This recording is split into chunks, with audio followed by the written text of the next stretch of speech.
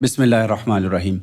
हमारे यहाँ फ़िक़ही मसाइल में जो एक बड़ा पेचीदा मसला समझा जाता है और अवामुन्नास को बहुत ज़्यादा ये पेश आता है और मुफ्तियान से इसके बारे में सवाल किया जाता है, वो ये है कि एक शख़्स अगर किसी दूसरे से क़र्ज़ लेता है तो वो बतौर ज़मानत अपनी कोई ज़मीन या मकान या कीमती चीज़ उसके पास रखवा देता है।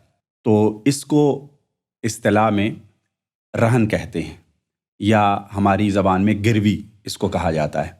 मिसाल के तौर पे आपकी कोई प्रॉपर्टी है, कोई मकान मौजूद है या ज़री ज़मीन है, तो आप वो किसी के कब्ज़े में दे देते हैं और उससे कुछ क़र्ज़ ले जाते हैं। मकसद ये होता है कि एक ज़मानत के तौर पे कि अगर वो क़र्ज़ वापस ना कर सके तो वो क़र्ज़ देने वाला उस चीज़ को बेचकर फ़रोख्त करके वो अपने पैसे उसमें से ले सकता है।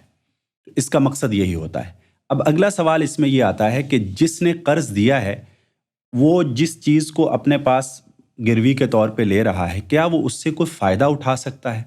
जैसे मसलन किसी मार्केट में कोई दुकान है तो उसका अगर माहाना किराया है, तो क्या वो क़र्ज़ देने वाला वो किराया लेता रहेगा या वो असल मालिक को मिलना चाहिए, यानी जिसने क़र्ज़ लिया है? इसी तरह मकान का मामला है। इसी तरह अगर ज़री ज़मीन है तो जिसने क़र्ज़ दिया है क्या वो उसको काश कर सकता है, उससे फ़ायदा उठा सकता है?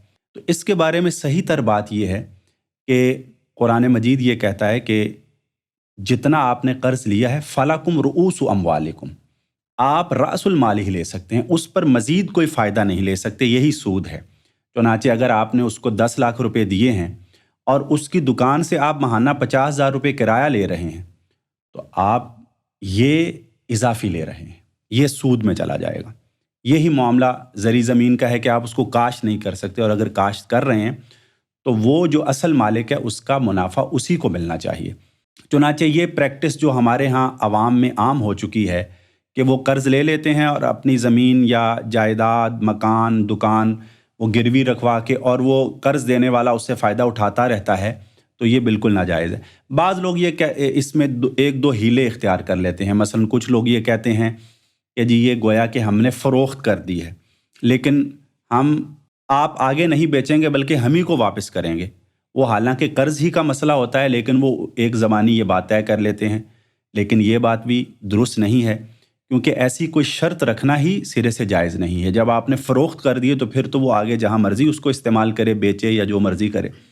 इसी तरह बाज़ लोग इसमें एक और हीला इख्तियार करते हैं कि मसलन अगर वो मकान या दुकान है तो उसका मामूली सा किराया तय कर लिया जाता है कि जी ये मकान है, अब इसका किराया तो 1.5 लाख रुपए है, लेकिन वो उसको 5,000 रुपये माहाना उसमें से अगर दे दे तो वो समझा जाता है कि ये मकान उसको हमने किराए पे दिया है। लेकिन सवाल ये है कि क्या आम हालात में वो 5,000 रुपये किराए पर वो मकान या दुकान किसी और को देना पसंद करेंगे?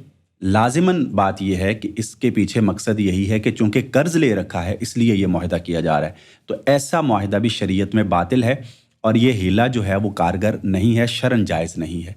खुलासा यही है कि जब किसी ने किसी को कर्ज़ दिया है तो वो बतौर ज़मानत उसकी जायदाद के कागज़ात वगैरह अपने पास रख ले, बतौर श्योरिटी के, ज़मानत के, लेकिन उससे किसी भी किस्म का फ़ायदा वो नहीं उठा सकता। लेकिन एक सिर्फ़ ऐसी चीज़ है कि जिससे फ़ायदा उठाया जा सकता है और उसकी भी लॉजिक मौजूद है, और वो ये है कि जैसे कोई जानवर है, ज़ाहिर है कि अगर वो कोई गाय या भैंस या कोई और जानवर उसको दे देता है कि ये आप बतौर श्योरिटी रख लें, तो ज़ाहिर है कि उसको अब चारा भी खिलाना है, उसकी हिफाजत भी करनी है, तो उसकी तमाम जो निगहदाश्त है वो अब चूँकि उसके ज़िम्मे आ गई, तो लिहाजा उससे वो उतना फ़ायदा ले सकता है। मसलन अगर घोड़ा है तो उस पर सवारी कर सकता है, भैंस या गाय है तो उसका दूध इस्तेमाल कर सकता है।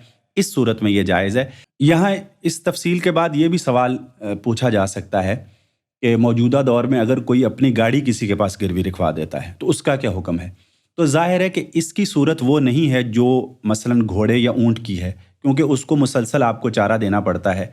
लेकिन ये गाड़ी अगर खड़ी भी रहे तो इसमें कोई ऐसा मसला नहीं है। उसकी हल्की फुल्की जो मेंटेनेंस है उसको मुआहदे में शामिल किया जा सकता है कि इसकी मेंटेनेंस के अखराजात जो हैं वो या तो असल मालिक ही अदा कर दे, या ये है कि जब वो कर्ज़ वापस किया जाए तो उसके साथ भी ऐसा कोई मुआहदा हो सकता है कि जितने अखराजात जो हैं वो उसके आएँ तो उतना जो है वो उसको अलग से अदा कर दिया जाए, या उसके बदले में महदूद तरीके पर उसको हल्का फुल्का इस्तेमाल करने की इजाज़त दे दी जाए। लेकिन अगर ऐसा हो कि मसलन वो टैक्सी वगैरह है और वो फिर उसको आगे दे देता है اور اس سے باقاعدہ جو ہے وہ آمدن حاصل کرتا ہے، اس سے کمائی کا اس کو ذریعہ بنا لیتا ہے، تو یہ عمل بھی درست نہیں ہوگا۔